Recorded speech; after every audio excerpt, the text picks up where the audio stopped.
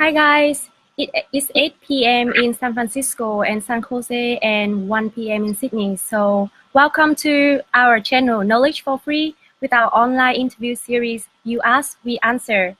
My name is Stephanie and sitting with me today is a very talented person from the Silicon Valley, Jasmine Huynh. So let's welcome her to our talk today. Jasmine graduated with a computer science degree from MIT, and if you have been looking into all the university in the US, MIT is one of the most prestigious university in the US and even in the world, especially in applied science and engineering. After her graduation from MIT, Jasmine started working full-time for Microsoft and then moved on to Google. She currently also advisor at her own startup, Journey Hub. So, Jasmine, would you mind sharing a little bit about yourself to the audience today? Yeah, hi guys, thank you for having me today. Like Stephanie already introduced, I went to MIT for college and had a background in computer science and management finance. But I don't do finance after college anymore. After college, I joined Microsoft and have been in the software industry for about four years. And I'm currently a software engineer in Google. Okay, so thank you for being with us today.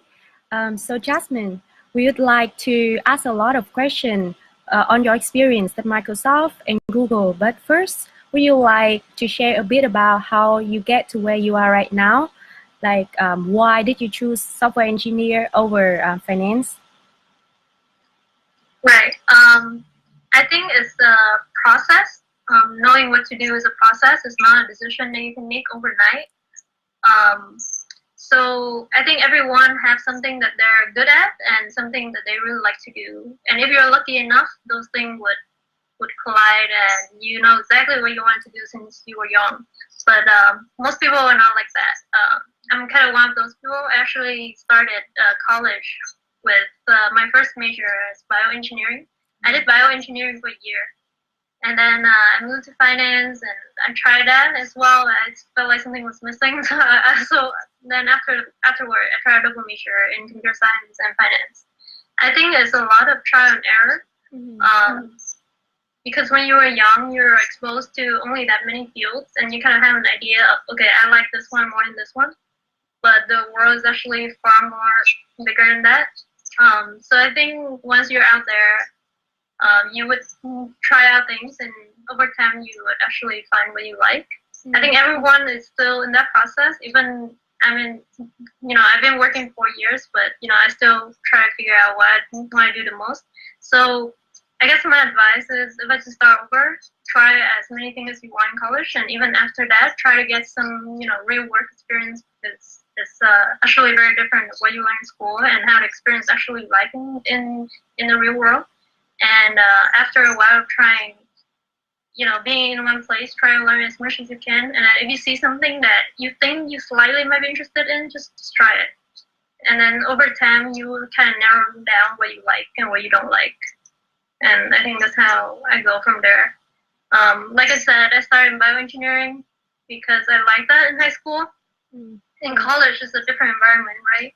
Mm. And after a while, I don't like that anymore. So I switched to finance and actually go far enough with it. I went to work at hedge fund and investment management, and I also tried out Microsoft and compared experiences. Afterwards, I find that the software building industry is probably more of the environment I like, so that's why I did in college, after college. Sorry. I see. So did you actually have to extend your years at MIT just to explore what you want to do? No, I didn't. But there's a price for that. College is a really fun experience, and it's up to you how to choose to spend it, right? Yeah. And I said I was actually a little bit greedy and undecisive on my major. The price I have to pay for that is I have to take a lot more courses per semester in order to squeeze everything into 4 years. Yeah.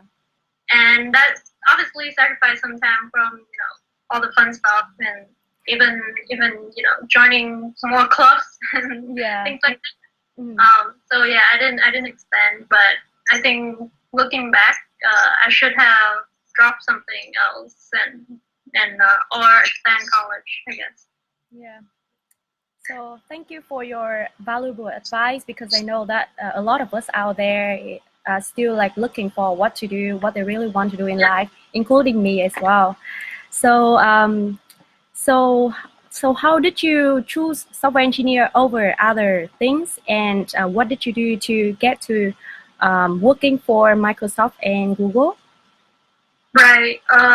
So how did I choose it? I guess something we always start off is looking for something that we like to do and we're good at, and that's how it was for me. Like I really like math, I really like problem solving, but also at the same time I don't want to go, too theoretical into math research or something like that. So I want to go do something that's more applicable, I would say, and software, computer science is like solving problems. It's still similar to math, and and you can actually be hands-on with it and build products with it.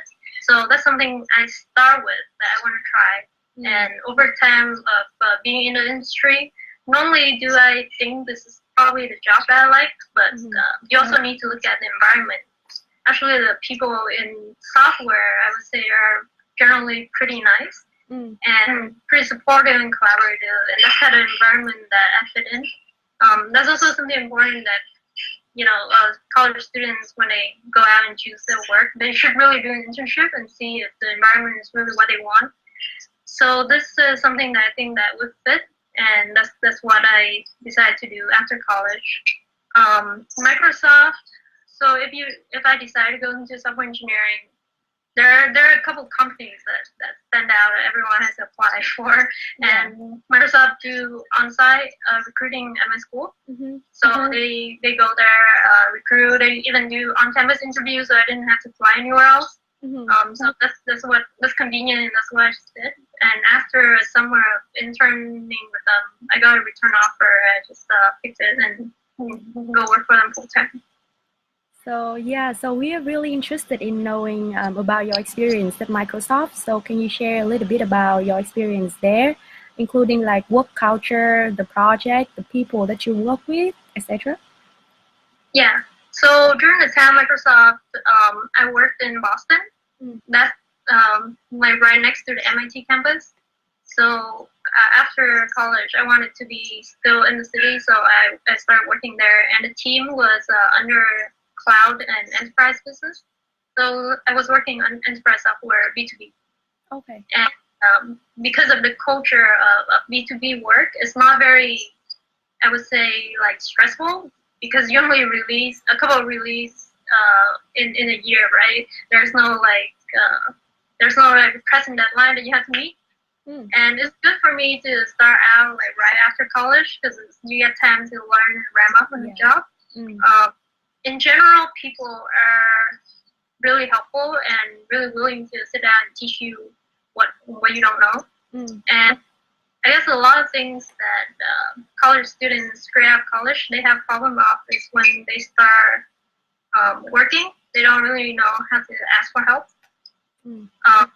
Especially for, I would say, like overachievers, they're used to the process of looking for answers themselves, and it's really hard to do in the workplace. Like people, when you're new in a new job, you really don't know what to do, and people do expect you to ask a lot of questions. So I find that the people at Microsoft are really good at mentoring other students, other people who start later in them, and I think that's something that we can take advantage of. I see. Actually, would you mind speaking up a little bit so that the audience can hear better? Yeah, thank you. I'm really loud in my room. I don't know why. Yeah, I hear you very clearly from here, but yeah, the audience is like want to hear your voice better, I think. Okay. Yeah, so after you have a very meaningful like internship and full-time job experience at Microsoft, what made you left the firm and move to Google? I know it's a little bit like sensitive, but hope you can share with us. Oh yeah, that's fine. I guess a lot of things drive my decision at the time. One, was that I guess including college and 2 years in Microsoft, I was at Boston for 6 years. Wow. And yeah, I kind of want to change of a city. I just want to move somewhere else. Second, Silicon Valley at the time is, the cradle of innovation and technology. So I kind of want to move there as well. And third, I started off as a sub-engineer at a big corporation, and I always wondered what it's like to work at a small company. So that's kind of the point that drive my decision at that time. I felt like I was learning enough. The learning curve slowed down a little bit, and I want to change the environment, and I want to try out, a smaller company. And that's why I decided to look around. And I didn't join Google right away. Actually, after Microsoft, I went to a small startup. And how would you compare the work experience between the two? And would you say that you prefer big corporation more than small startup? Let's see. The experience is very different. I guess this is orange and apples, I guess, because at Microsoft, I was a software engineer. When I went to the startup, I switched track to be a product manager. So the nature of the work is already different. And then in a small company, especially in a startup, you don't really have a very well-defined job description, especially for PM. So your job becomes really, really dynamic. Like, you don't just sit there and solve problems specific to your team, but you kind of look around to see, okay, where's the place that needs you? What's the piece that needs more information to fill in? And so I guess your work is more dynamic. And it's also a lot more stressful because at Microsoft, you can just do what you're supposed to do, and there's a lot of security. The team will survive, the company will survive, right? But at the startup, you're kind of living month to month. If you don't release the product 6 months out, your company might run out of funding or something, and you don't even have your job. So just a lot more stressful. But again, the decisions that you make have a lot more impact on the company as a whole, on the future of the product as a whole. A lot more than being at a big company, which makes sense because there are a lot of people.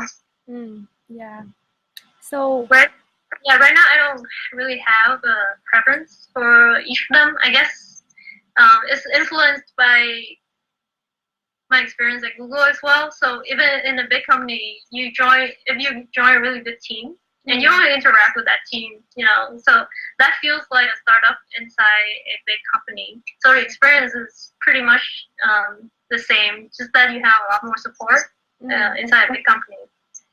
I see. So let's compare Apple to Apple then. So how about Microsoft and Google? Okay. Microsoft and Google, to be fair, I'm going to give more context on the work I do at Google right now. Okay. So at Microsoft, I was at Boston, and the Microsoft headquarters is in Seattle. So that's the experience of being at a remote office, I guess. And right now I'm working at Google. I'm working at the headquarters. So things are a lot more, connected and dynamic here. I know a lot more about what's going on with the company just because I'm right at the headquarters. And also the team I work on right now is Google Photos. Google Photos is a consumer product. So obviously we get a lot more deadlines than Microsoft. So the work I'm doing here right now is actually a lot more fast-paced and stressful. But at the same time, the Google Photos is a very early product. We launched in May of 2015, so it just hit 3 years. And the growth is phenomenal. Like last year, we announced 500 million users. So it's growing like crazy, and there's just a lot of pressure to keep that growth and making a lot of deadlines. So I really like the work I do, especially I like the work I do more here because it's just a consumer product. When you say Google Photos, your friends and family would know what you work on. When I was in Microsoft, it's really hard to explain to them this B2B product would help this company do this and that. Like, it's hard. So I like the experience here more just because it's a good product. And I said it's a hit and miss when you join a big company. It really depends on what team you're on. So that would define your experience at a corporation.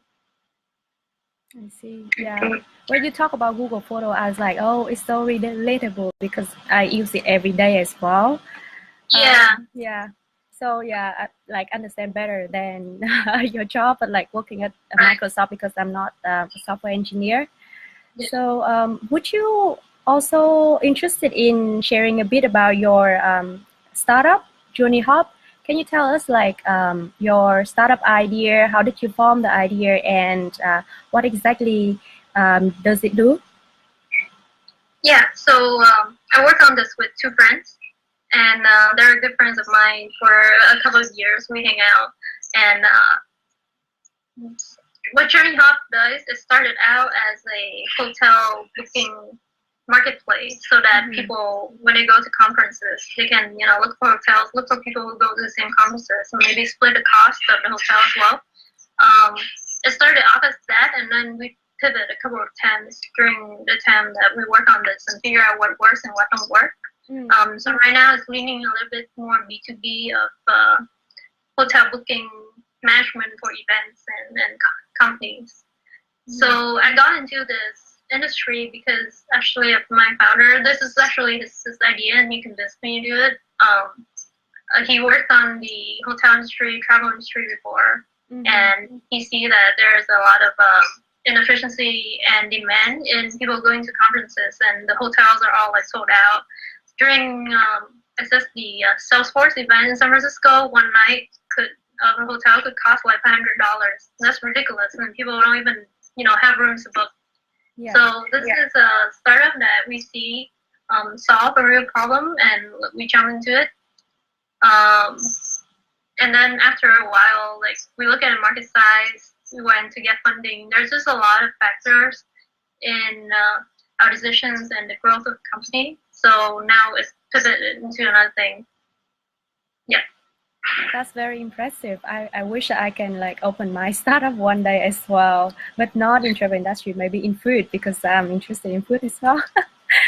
Yeah. So about a bit about work-life balance. So you're managing your full-time job and your own startup at the same time. How do you balance work and life? And have you ever felt overwhelmed? Yeah, it's well, full disclosure, it's really hard to focus on two things at the same time and make it big. So I think if you wanna be successful and wanna be serious about doing something, you should focus 100% of your time on it. So I would advise like doing two things at the same time. So when I was working on Journey Hop, I just worked on it. Like I didn't have I didn't work full time at that time. And then afterwards, I decided to join Google.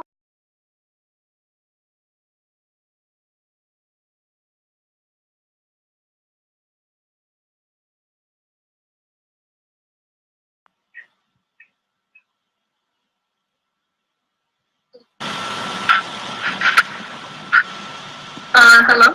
Hello, can you hear me? Oh, I think I dropped like a little bit back there. Yeah, it's back on now.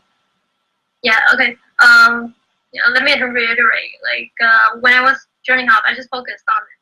And during the time I started at Google, I had to phase out and just become an advisor and help whenever I can. But I don't really work on it full time anymore. So that's something I would advise against, doing two things at the same time.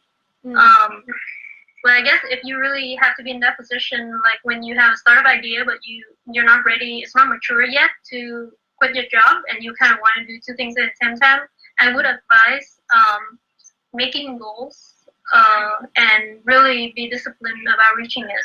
For example, if you have your full-time job and you have this idea that you want to do, plan it out really carefully. This is what I want to try. This is a prototype I'm going to build by this date. And once I launch this prototype, it needs to reach that certain amount of users in 3 months. If it doesn't reach within 3 months, I'm gonna drop it. Like be really disciplined about it. And then if it actually reached in 3 months, really now is your time to reflect and think really carefully whether I wanna quit my full-time job and continue doing this or not. because startup is really stressful and there's so many things that you have to worry about. I wouldn't recommend, going in two parallel roads for a long time. It's only sustainable short term. I see. And would you be were you able to maintain any of your hobbies? I know that you enjoy doing singing, guitar, and piano. So do you still have time to do those, or you just like 100 full time on your job and your startup? I do. I try to fit them in my schedule, and so I would say like when you sit down and try to plan out your days, you should be realistic about it. Like I know people who are really serious about their jobs, they would schedule so many things that they want to do in the same day, and ignore everything else. I guess it's not sustainable at all. Like you would get burned out so quickly. So regardless of how busy you are, I think you should try to plan in, other activities so that your life is a little bit more balanced. I don't believe that you can go on for a long time without any of that. So even during the time I was working a lot, I still try to fit in, really short amount of time to do other things as well. I see. So moving to our next part, we would like to ask for some recommendation for future generation of software engineers. So just question about networking events for fresh graduate students who are still looking for jobs in the Silicon Valley. Do you have any recommendation? So I'm a bit divided about this because I know networking is really important, but it really depends on the industry. So when I was still doing finance stuff, networking is so important. Like the finance thing that I tried out first was investment banking, and it's a lot of networking. And it's really helpful that you go to all these networking events and make the most out of it, so you get interviews and things like that. For software engineering, it's not too much. I think there's a difference if you want a job at a big company, or actually any kind of company in the San Francisco Bay Area. It's hard to apply online because people, they get so many applications, and actually they have a machine reading all these resumes, and they look for certain keywords in the resumes, and then spit out the resume that go to the next round. So your shot is really little if you don't go to like a big school or something that the machine is programmed to like look for keywords. So I would say your best shot at getting an interview with these companies is you actually know someone there and they refer you. Internal referral are a lot more times higher in chances to get interviewed and get accepted. So I would say during your circle of friends, I guess, find someone who works at the company that you really want to apply for. If you don't know anyone, then there are events. There are recruiting events at school if you're still in school. If not, there are meetups, I guess, in Bay Area, but they're usually tech talks and talks about specific things like self-driving car and things like that. You can look for those and go to these events. But I would say try to look for a mutual friend or something, someone who would like to refer you. And if you happen to be in the San Francisco Bay Area and you're Vietnamese, there's so many Vietnamese people here working in all the tech companies. I think your best shot would be like look around and find someone you know. And I guess now if anyone wants like a referral or something, they can contact me. I'll be happy to introduce to people at other companies as well. Thank you so much for saying that. I think a lot of graduates need your reference as well. And in terms of technical skills, what do you think they need to prepare, like any programming language that they need to know beforehand so that they can be well prepared at the interview? No specific programming language. I do a lot of these interviews for Microsoft before, and now I'm doing interviews for Google. They don't care what language you code in. Really, it's just the interviews is straight problem solving, 5 hours, and it's a lot of algorithms and design questions. And the most important thing is you get a problem that's you got a problem that's not really clearly defined sometimes, and you have critical thinking and you ask questions, asking the right questions, clarify it before you jump into the solution. And you talk out your thoughts so they know your thought process, and you come up with an algorithm that works. That is only 80% of the interview. And then you started coding in whatever language that you want. Just have good, coding practice, comments on your code, make sure that it's right, test it, and things like that. But there's no specific language that anyone looks for. It sounds to me a bit like case study interview of consulting firms, because they also like want you to walk them through the case and ask questions. Yeah, because everyone wants to know how you think, right? And whether you have problem-solving skills. I guess the only difference is in case interview, it's kind of open-ended. In software engineering, they know the solution that's right, and you have to reach that solution. Oh, yeah. Do you have any like tips or tricks for cracking Microsoft or Google interviews? As you say, you're interviewer, so yeah, can you share? Yeah. So I would say first, when you get a question, always, first throughout the interview, always speak up when you think. I know we tend to get a problem and silently sit there and think about it before we speak. If you're really careful, if you're used to it, but they want to know what you think. Sometimes your thoughts is like too far away; they'll steer you back to the right direction. So always speak out your thoughts, and when you get a question, ask a lot of clarifying questions, making you understand it right. And sometimes we give questions that are intentionally undefined. There are cases that we didn't tell you. And we want you to take it as really a real problem solver and ask these questions so that you know what to do. And then always try it out with, the most obvious solution first. So in computer science, there's this concept of proof or solution, a solution that works, but it sucks. Like performance-wise, it's not good at all. But always try out with it first and then improve on your solutions later on. And then when you start writing code, I guess we always check your code before you say, okay, I'm done. Because that's what students are used for. But what we're looking for is that people who write a code and then double check it. And okay, I think I'm done. I think this is right, but let me run a few test cases. Let me try out if this works. And this is probably all we're looking for. And we look for all these little things. Your actual code on the board that you write is only like 20% of it. I see. And is there any practice materials that people can look for and practice on their own? Yeah, there are so many books floating around behind this topic, and I guess the most popular one is Cracking the Coding Interview. That's the one that's very classic and everyone uses. I haven't read it personally, but all my friends have a lot of good reviews about it. And then I guess for this kind of interview, you should do a lot of practice questions. And there are a lot of websites that offer this. And they even actually, it's kind of bad, but these websites collect real interview questions from these big companies. So if you're lucky, you probably get one hit during the interview as well. There's HackerRank, there's LeetCode. I know for someone who's unfamiliar, it's hard to remember, but I can send it to you and you can give it to the audience if you like. Yeah, thank you so much for that. Yeah, let's do it later after our interview.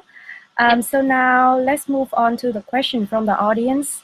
I think I go with chronological order. So first one,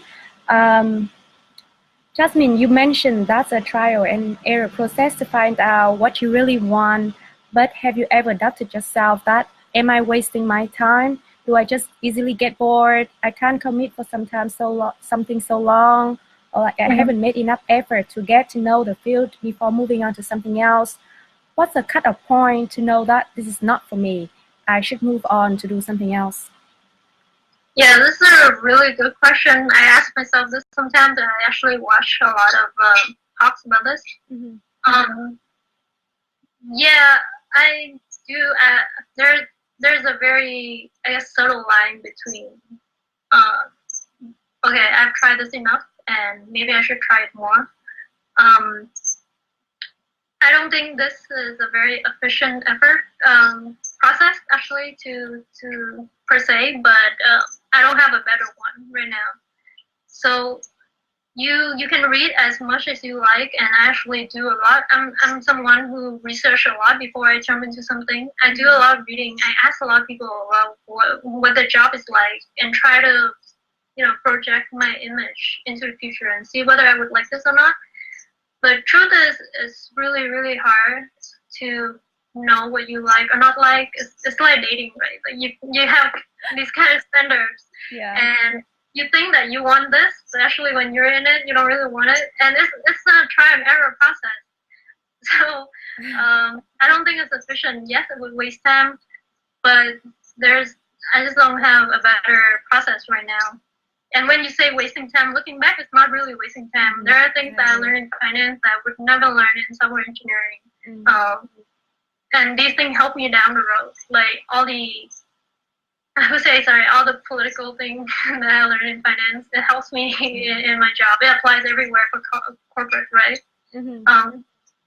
And really, I do try to stick in a place for a long time. And if you're afraid of yourself being too bored of something, I would advise this is what I'll try to do, and maybe this is something that I would tell my friends to do is when you're in a job, really put all your heart into it, even if you're bored, but try to excel at it for a while. All the effort you put into excelling, if it's something you like, that's awesome. If it's something you don't like, then at least you learn hold you out of it, right? And to be able to excel at something, you would put enough time into it.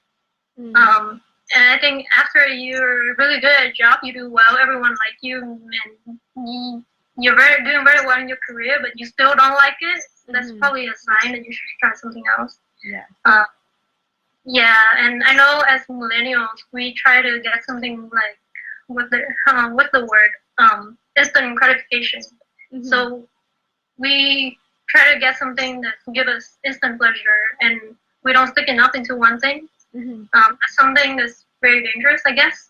So I'm very conscious about this, and I really try to stick to something for a long time. I see. So have you ever interned for any finance company before moving to work as a software engineer? Yeah, I mentioned I interned once at an investment management company, and then another time at a hedge fund. And how was the environment there? You said that you learned a lot about the political part of it. It's a lot more fast-paced. People are more aggressive about what they need to get done, and it's a less collaborative and more competitive environment. At that time, I actually liked the work, but I don't think this is the environment I want to be in for a long time. But it has pros and cons. Everything you choose has pros and cons, right? That environment actually teach you to be really deliberate about getting what you want, be really efficient in driving for a solution. These are the things that if you're in a very collaborative environment, maybe over time you would start to lose this side of you. So I think that's something helpful there. And honestly, if I didn't go down that road, if I just go straight into software engineering, I would be sitting here and sometimes wonder and ask myself, what if I've done something else at a time? At least now I don't have to do that anymore. Yeah. Would you say that tech companies provide a more friendly and relaxed environment than finance companies? It's hard to make comparison. It depends on the company, and also depends on the type of the company. If it's a startup versus a buy-side bank position, then I don't know which one is more intense and stressful. I guess in general, tech is a little bit less, just because the type of people who work in tech. We're more collaborative and less competitive. And I know you guys can wear casual clothes to work every day. Yeah, So nice. yeah. Just these little things as well. It maybe shape the way you feel about environment. Maybe it's not that stressful, but maybe take it stressful because we get to get stressed whenever we want. We don't have to come in a specific time. That gives you the sense of freedom that makes you, I guess, more relaxed. Yeah. Okay. Moving on to the next question. How did you transition from working at a startup to working at Google? How did I do that? At that point, I just know that I probably want to go back to. Not really. At that point, I kind of want to explore things around, and Google is one of the places that I explore. Actually, talk to a lot of other companies as well. And at the time, I felt like what I wanted to learn at the time was working on something that has a big scale. And because my past experience, working on an enterprise software that's not very widely used, and then in a startup when you don't have that many users. So I'm used to building software that the only thing that's important is that it works, but it doesn't have to really concern about, what if it reaches 1 million users with this piece of code work, like would your product not work? So I had no experience about that, and so I was thinking about scale as well. And the places that have a lot of data and users is Google and Facebook. So at that time, this is one of the places that looked most interesting to me. And then even after going into the process, Google Photos is a really good consumer product. It's probably one of the most successful products that Google released in the recent years in terms of user growth. And it has tons of data. It has so many photos, so many users, and I felt like if I go into here, I would learn a lot more about scale. Let's see. So the next question is from a female engineer's point of view, what are the differences between working for Microsoft and Google? It seems that a lot of people are interested in like the difference between those two companies. Yeah. I think this one is more focused on female engineers' point of view, so probably the diversity culture there. Yeah. Yeah. Honestly, I don't feel any difference. It might be, it might not be the answer you're looking for, but so I guess my experience kind of skewed. I studied computer science in college, and I'm used to the fact that there's not a lot of females in this industry. But that never bothered me before. And also at Google Microsoft, I don't feel any problem because of the fact that I'm female. They really try to remove this unconscious bias against female, the class ceiling and things like that. You have to take all these trainings.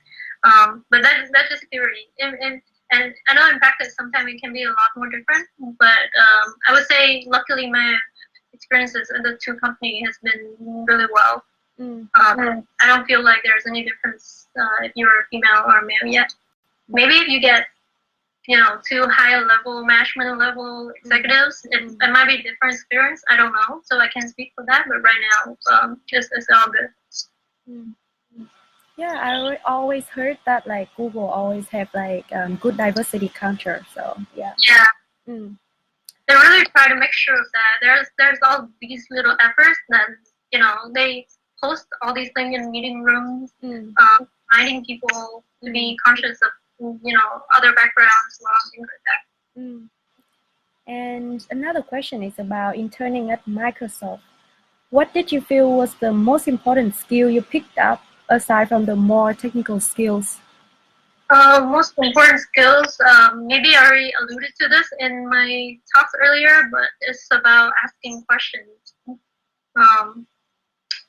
I guess the first step when you're out in there is that you realize you don't know anything. MIT is a great experience for me, and if I would choose again, I would totally go to MIT again. But honestly, the things they teach you in college might not be applicable to the job. They teach you problem solving, but all the technical things, each company has its own language, has its own, stack, technology stack, and things that you have to learn. So once you're out there, you realize you don't know anything at all. And I guess when I first get there, there are things that I don't understand, and I try to figure it out myself. I try to, look for resources in the company internal website. I try to read up on it, and yeah, eventually I got it solved. But it took me a week. I could have just, asked someone, and that would get solved in like 2 hours, because there are things that they've done before, and they look at it, they already know the solution, but I don't.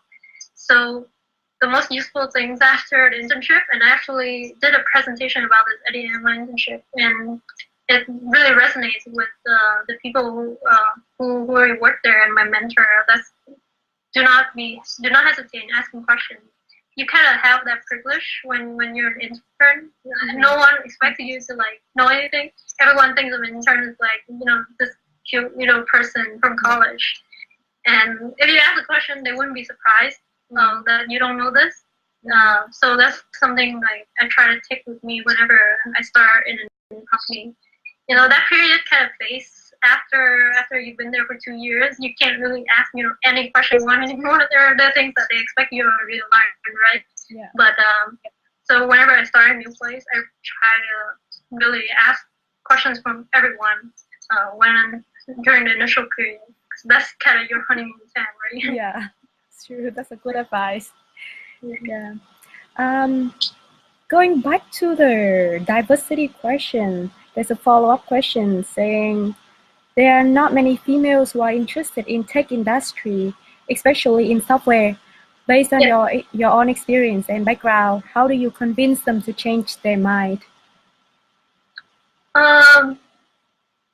Yeah, so this bias is, I don't know when this actually started.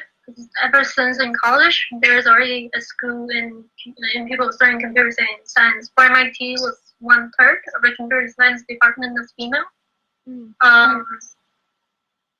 I guess I heard back and forth about sometimes I overheard things about parents telling their kids about what to study, and there's these old thinking that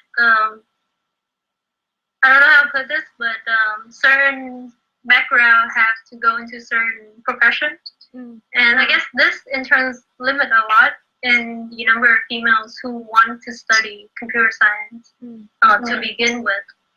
And because there's already less people studying computer science in college, in turn there are less women engineers in the industry. So I guess if we were to try to change something, that would be, I guess, in college and high school time, encourage more girls, females to go into these fields, show them really what they can do. I guess sometimes because they're not encouraged to go into computer science, they're not exposed to all these things. So sometimes they don't even know what computer science people do. I guess if you were to convince someone to do this, show them what it's like, show them the things that they can do with it, and let them try it out. I really think a lot of people would like this, and it doesn't look, it sounds more scary than it looks. Yeah. And actually, I guess it helps a lot if there's a role model. Yeah, that's true. And the last question would be, did you ever solve problems at Google by Googling them? I solve everything in my life by Googling it. Me too. Yeah, but actually, surprisingly, at Google, not so much. Ever since I joined Google, for job specific, I don't find it on Google. Just because Google is really big. There's a very limited number of software and tools that are built outside that they can use to support the scale that you do. So they build their own internal tools and systems and things like that. So whenever I have problems with these things, I can't Google outside because it's not available outside. Yeah. So there's this internal search that I can search, and I've been using that specifically for my job at Google. But for general, software language about Java and things like that, yeah, I go on Google. But surprisingly, not very often now after I joined Google. And there's like one last minute question. How hard is Google interview? I am having a Google interview coming up, and what is your best advice to prepare for it? How hard is this relative to what? I guess if you don't prepare at all, it's really hard to pass, even if you're a really good engineer. It's kind of bad, but the questions that we do, the type of things we ask you to do during the interviews, is different from the work that you do everyday life. So even if you're a really good engineer and you don't, review the stuff that you used to learn the algorithm in college, and you don't practice, it's hard. So if you're preparing interviews, I would say the first step is actually to review all the big algorithm, know the runtimes of every common algorithms, and then just start doing a lot of practice problems. It's like SAT. Like the more you practice, you would get better during the interviews because you're already used to it. There's no secret weapon or anything. And when you applied for Google, did you have any reference from anybody? So actually, I go through recruiters because they already approached me when I was at Microsoft. Okay. So they keep reaching out every 6 months or things like that. So I talked to them. But I also have, after I start a process, they ask whether I know anyone in the company, and they can write me references, and that's what they did as well. So I did have some references. I see. And then you only applied for Google at that time, right? Or did you look? Oh, I also applied for small other startups, small companies, because I was mainly looking for the products that they build. It just sounds interesting. I would talk. And then you know that you already want to work on Google Photos at that time, and you ask for no? No, I really don't. They give you this matching process that these are the teams that are interested in talking to you. And you could also rank the products that you work on. So I actually talked to like 6-7 teams at a time, and I chose Google Photos as well. And that's after your interview, right? After you get accepted. Yeah, that's after your interview. Okay. Our interview time is actually up right now, so would you like to share one favorite quote that you really like to the audience before our? Yeah. So I have this favorite quote of it's on the topic of moving back home after having lived overseas, and the quote goes, "You will never be completely home again because part of your heart will always be somewhere else, and that is the price you pay for the richness of knowing and loving people from different places." It's kind of a long quote, and it's kind of specific. But I guess if you're someone who have lived in different places and you move home and you thought you would be, really happy being back home, it really resonates with me. Because I have a privilege of making so many friends in so many places. At any point in time, there's always someone I want to see, and they're not here. So this really resonates. But I guess every time it happens, you really think about the privilege that you have knowing so many different people. And what is the next plan after Google? Would you go back to school, or would you stay with Google for? I don't know. I don't have any plans yet right now. But yeah, I might go back to school. I actually have a master at MIT that I haven't finished. Oh, you haven't finished? Yeah, I defer it, and they let you kind of defer forever. So whenever I was actually saving that for whenever I hit like quarter life crisis and question myself and things like that, I might go back to school. That's a good plan. So thank you so much for being with us today, Jasmine, and hope you have a great weekend. Thank you. Yeah, thank you so much, guys. And if you have any further questions for Jasmine, just put your comment on the comment section of this live video, and the question is gonna get answered by Jasmine directly. Thank you so much.